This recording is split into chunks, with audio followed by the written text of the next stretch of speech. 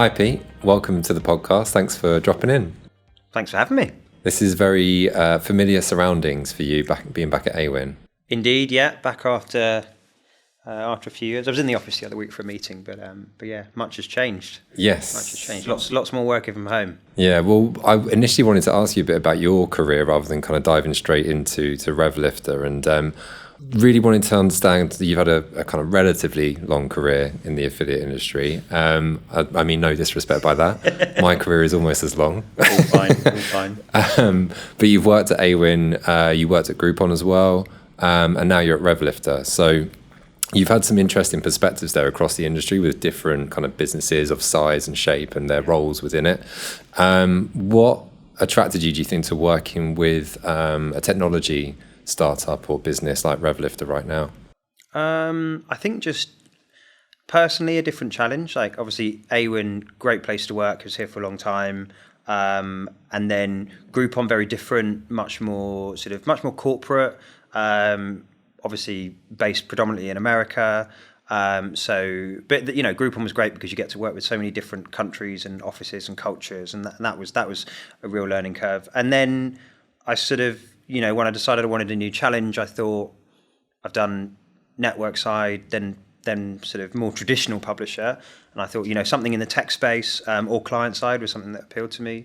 As to why specifically RevLifter, obviously had heard a lot about them. They were a bit of a competitor of Groupon, so I was used to sometimes drawing battle lines and going up against them for certain sort of contracts and things like that. But exciting tech, lots of awards. They seemed like they were quick to sort of build new products. And then when I spoke to the team and sort of said, the sort of move I was interested in making and the sort of job I wanted to do and sort of the things they needed someone to come in and do, it was actually quite a good match. Really aggressive growth targets over the next few years, as most sort of, I was going to say startup, but more of a scale up now. It just seemed like from what I wanted to focus on next and where I felt I could add some value, we were quite well aligned on that. But ultimately just a really exciting company to join. And when I spoke to the founders, I really felt that excitement from them, and that was really important to me because one of my favourite things about working for Awin was that I think you knew the people in charge had the right vision, or at least that's what I felt. And RevLifter was the same. Like I could really see a clear direction of where they wanted to go, and that made me excited, seeing how excited they were for the business and that they really believed in it. We wanted to get you in today to talk specifically about RevWallet, which is this new product that you brought to market. So I wanted to just ask if you could give us a bit of an overview on what it is, how it works, how it differs from maybe some of your previous product offerings, as well as how advertisers stand to benefit from deploying it. Yeah, of course. So, I mean, the main thing with RevWallet is it's a native on-site widget. So with RevPage, which was our first solution, that's its off-site in the PPC space. RevConvert is, I guess, a more traditional on-site overlay solution with some good AI and tech behind it. RevWallet is a widget that sits ideally on all pages on your website. It's non-intrusive, non-invasive, so the customer has to click to open it and actively engage with it. But ultimately, it's a way of storing all of your offers, your cross-sell, your upsell, ultimately whatever a client wants to put in there for the customer to see, we can house in there. So it sits in the bottom corner of the page, and when you click and open it, you can have a wide variety of things in there. You can have stretch and save bars. If you're £5 away from free delivery, then you can show a little slider on there. We can do product recommendations, and it can react specifically to what the user's doing on site, and that's really where the power sits. So it's sort of what the user sees is great, but it's the technology behind it that really makes it so powerful. So we've got a brilliant data scientist, a guy called Carl. He's got a PhD, so we call him Dr. Carl. Obviously. Deserves his title. And he's built a fantastic intent to buy score, and it will take millions and millions of different data points across all of the journeys on site that our tag will track. And it will work out how likely a person is to make a purchase based on what they've been doing, who they are, what they've got in their basket, what pages they've looked on. So you and I could go on site and have different scores, and then we can get the product, RevWallet, to react to what your score is. So you could say someone who's a 5 out of 5 likely to buy, we don't want to show them any offer whatsoever. We actually just want to increase their basket value. We want to show them some cross-sell. We want to show them that if they've got a necklace, then why don't they buy the earrings? Or if they've got some trainers, why don't they buy some socks? Whereas someone who's maybe a 2 out of 5 likely to buy, we can try and incentivize them to get across the line. So we might offer them £5 off an £80 spend if they've got, say, 65 in their basket, because we're going to then stretch the revenue of that client, but we're also going to close the deal. So it's an overused phrase, but sort of right offer to the right person at the right time, but also sometimes no offer if that person doesn't necessarily need one. And it's really agile as well. So you can tap into lots of different data points of the customer. We can bake in the margin that a particular product is going to have. So if we know that the user has, say, 5 out of 5 margin products in their basket, that's a really profitable customer. So we probably want to get them over the line more than we might want to have someone who has lower margin products in their basket. And we can also look at basket mix. So returns is a massive issue for the industry at the minute. And, you know, you've got a lot of fashion clients are trying to solve that, but ultimately are also responsible for that. You know, we've perpetuated this idea that, you know, you can just buy anything you want and return it willy-nilly, and that's fine. But obviously now that's biting margins more and more and more. Clients are now wanting to solve that. So another thing we can do with RevWallet is we can see that if someone has, say, 3 products and 6 items, they probably have 2 of each size in each item. So they're going to return probably half of that basket. And actually, it doesn't always take much to push something like that into a loss-making customer. So what we can then do within the RevWallet is show them makeup or underwear or swimwear, which you can't return, and at least ring-fence some of that budget. So in terms of how it differs from other product offerings, it's much more intelligent, it's much more agile, and it's much more unique. Yeah. That returns dilemma, like you said, is like something that fashion retailers in particular feel acutely. Yeah. And there's the cost from the kind of the supply chain perspective and kind of like the logistics of setting that up and ensuring that those clothes can be sent back and then potentially repurposing those clothes so they can be resold at a later date. I was reading some article recently about like in America there were certain retailers that found it to be so cost inefficient that they were saying it was more economical for them to just tell their customers to, you know, keep the clothes because we're not going to be able to resell this anyway, and it's just going to end up being thrown away, and that's a terrible thing from a sustainability perspective and this kind of idea of a circular economy. So I think any technology that sits on a retailer's website that is hopefully helping to maybe prevent those type of inefficient or, you know, those purchases that are then going to just go to waste is a really positive thing. Yeah, very much so. I think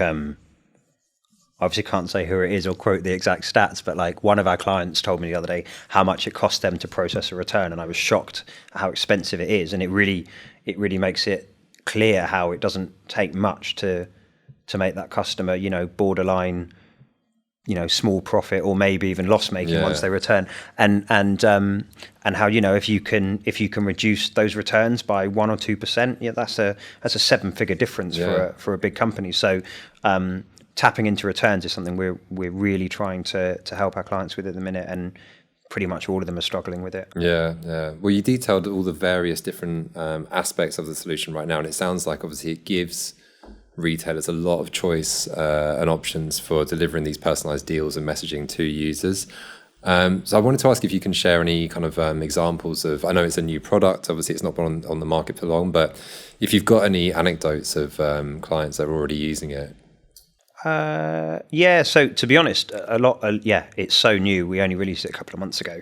So most of our clients who are going to be working with it, it's still sort of in the last stages of QA. We did have some sort of, some testing clients, and they sort of worked really well for cross-sell and sort of bundling as well. So we tested it out on a cosmetic client, and they found it worked really well for, if you're getting your moisturizer and your something else. This is your classic yes, I'm obviously the basket, isn't it? The target audience. Yeah. I do moisturize daily. It's very important.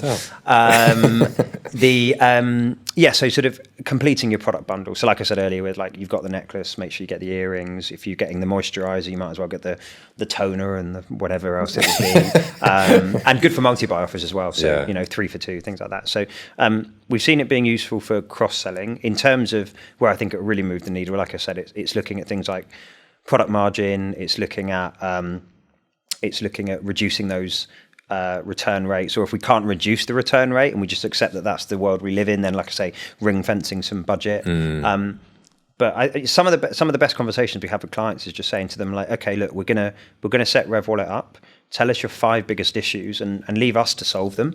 And so we had a great conversation the other day with our product team where we were thinking, what can we do where we see revenue being removed from basket. So it's the standard journey you always see, but you go onto a fashion website and you start adding things to your basket, and then you go, okay, hang on, I didn't want to spend 150 quid. And you start removing things from your basket. And one thing we can show clients with our tag is we can show them that sweet spot at which clients stop upselling themselves and start removing revenue from their basket. So there was one we were speaking to the other day where their sweet spot was about £80. So below £80, those customers are probably going to just keep adding to their basket. So if you've got 60 in your basket, you're probably going to check out with 70. If you've got 70, you're probably going to check out with 80. If you go up above 80 and you've got, say, 120 in your basket, you're probably going to check out with 95 or 100. It's a different way of looking at it, because at the lower end, you have stretch and save, which we're all used to. But then actually at the higher end, it's more about risk prevention and getting them to keep that revenue in the basket. So we don't need to get them to spend more. We need to get them to remove less. So one thing we looked at is, and that we're going to try and do, is say, if someone removes a certain item from their basket, can we suggest a cheaper alternative? So it's obviously going to rely on some really good product data from the client. But if we say that someone removes, for example, a £50 jumper, can we suggest a £20 jumper? So they feel like they've saved 30 quid. They've actually spent 20 more than they would have done. And so the ways in which we can pivot the solution to answer clients' questions, I think, is really powerful. Yeah. That kind of that dialogue that you have between yourselves and your product team and the advertiser team as well, I think is really interesting. It's something that we see emerge a lot, I think, in how a lot of technology partners work. It's a very kind of intimate relationship that they have, and they work closely with those brands to really understand their customers, their customer journeys, and how they can best kind of augment what's already existing on site in that sense. And I just wondered about, when you're speaking to prospective clients about using your tech, whether that's RevWallet or another kind of solution that you've got, what are the common reasons that they give to you for partnering with you via the affiliate channel, for example, rather than building that technology themselves or acquiring something and kind of integrating that into their existing tech stack? Or and kind of running that activity kind of directly themselves? Yeah, good question. Ease of implementation generally. Our whole ethos really is to try and lower that barrier to entry for clients. Like we work via the affiliate channel because it's easy for customers. We do have some clients who work directly either because they don't have an affiliate program, or the relationship was started through a UX person or a CMO or whoever. But just having that low barrier to entry, if it's an Awin client, then we can just flick on within the master tag. So actually, we speak to a lot of clients and they say, oh yeah, we love the idea, but we don't have the resource, or, it's going to take ages to get it through our tech stack, or, we can't do all the designs. And it's like, well, that's fine. We'll do the heavy lifting. We'll do all the designs. We'll do all the onboarding. We've got a great CS team. We can give you loads of data. We can work on a CPA basis. And if you're with a network that has a container tag or a master tag or whatever you want to call it, then, we ring them up and with your blessing, they turn it on and 5 minutes later it's live. Whereas, when you work directly with the client, even trying to get a tag on site can take, it's not unheard of to take more than a year. Yeah. Just that ease of implementation really. Flexible commercials, we work on a CPA because for most of our clients it works for them, but we also have some clients where we work on a fixed fee. So, typically speaking, as long as it makes sense for us and it makes sense for the client, then we're willing to explore whatever avenues we need to just make it easier to work with them. And we work with some huge, multinational billion-pound brands on an affiliate model, and it's a great way to get in the door. Sounds good. Well, just to round things off then with our conversation today, let's look to the future, and I wanted to ask you about what's on the horizon for RevLifter. What new technologies or products or updates have you got coming for us in the new year? Good question. And I have to think carefully about what I can say so my product team doesn't tell me off. But one thing that we hope to be launching in the not too distant future is a customer-facing login in their own reporting suite. So at the minute, for obvious reasons, we handle all of our reporting in-house via our CS team, and they're great. They're a great CS team. But enabling clients to log in, see the data themselves is an obvious one, because that then means that long term we move more towards SaaS opportunities, and that opens up more of the market. We have a new back-end interface, so just porting all of our older clients over to the new ones. There's more functionality in there, it's better reporting, and general housekeeping. But the main ones we're working on customer-facing are, iterating RevWallet to make it as good as possible, and having that customer-facing login with deeper reporting for clients, because the information we can get is really, really good. Yeah, I'm sure. And I think the last thing really is just looking at how we help customers tell their story, I think is the best way of saying it. So RevWallet and all of our products are great for discounting, but it's not, customers don't only want discounts, they want a good experience. And I think although it's a really tough trading environment at the minute, and we need to be getting, the right offers to the right people at the right times, not everyone needs an offer to convert, like I said earlier. And a lot of the time it's the experience that you have on site. And with something like RevWallet, I love saying to clients, like, what story do you want to tell to your customers? What experience do you want them to have? Do you want them to discover new products? Do you want them to discover new product ranges? I was talking to a wine retailer recently, and we were looking at RevWallet, and they were saying, well, we're not really looking to do too many discounts in the next few months. So that's fine. To me, I don't see RevWallet as discounting for you. I see RevWallet as, what story do you want to tell users? Wine buyers are notoriously narrow-minded in that you like your, 3 or 4 types of wine, and you pretty much stick to that. Red, white, and rosé. And now green wine is getting popular as well.